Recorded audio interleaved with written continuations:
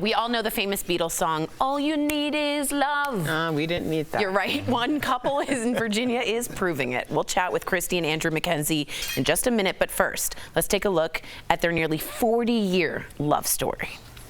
She's the reason why I live, the reason I live life to the fullest. If you don't believe in love at first sight, Kristy and Andrew Mackenzie might convince you otherwise.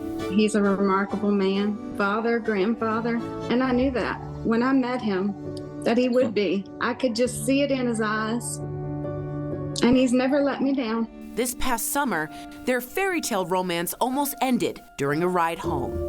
We hadn't even made it very far, and I don't remember anything except waving to our granddaughter and daughter. A car runs a stop sign, hitting their motorcycle.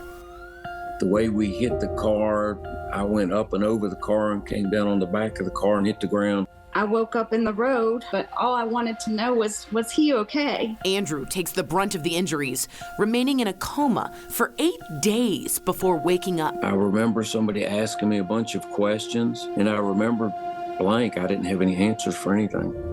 And when they said, do you know what year it is? And I said, well, it's 1993. I'm sure it is. Having his mind stuck in 1993 means Andrew doesn't remember his 2 daughters.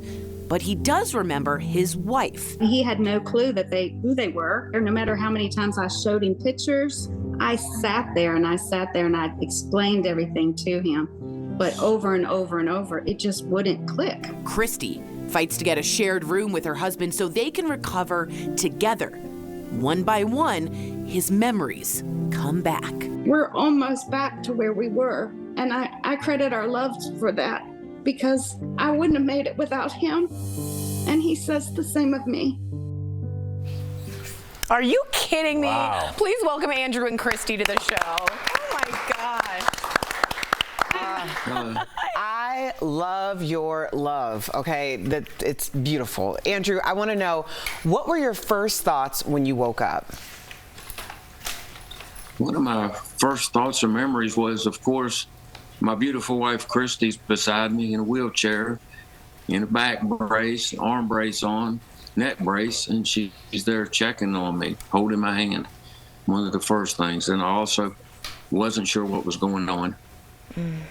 And I also thought to myself, when I realized what happened, how did I let my wife get hurt? It was my job to protect her. Oh my gosh, that is so romantic. Kristy, I wanted to ask, did you ever think Andrew wouldn't remember? Like, did you ever give up hope that he wouldn't come back? Oh, I was so scared, but I couldn't let him see that. I just had to be positive, put a smile on, sit in the wheelchair beside him and hold his hand. Wow. And that's what I did. How strong a person. Can I ask you, what's the first thing that made you think, Kristy, my husband is coming back? This is he? Well, when we finally got in that same room together, he looked over at me and asked for a mooch. That's how he asked for a kiss. And when he did that, I knew he was coming around. Oh my God. Wow. I don't think we were expecting honestly, we have you guys here speaking on the show, but we don't need you to talk. I mean, just your body language and the way you look at your partner and the way he looks at you is just like, that's what everybody on the planet is looking for. So congrats for that. Now, I want to stick to 1993 for a second, because that's what you thought it was when you woke up. And your daughters were strangers to you. So how did you go about getting those memories back?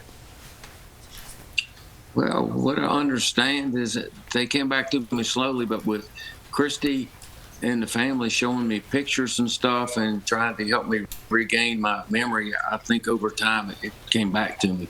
But in the beginning, evidently I didn't recognize them. Wow.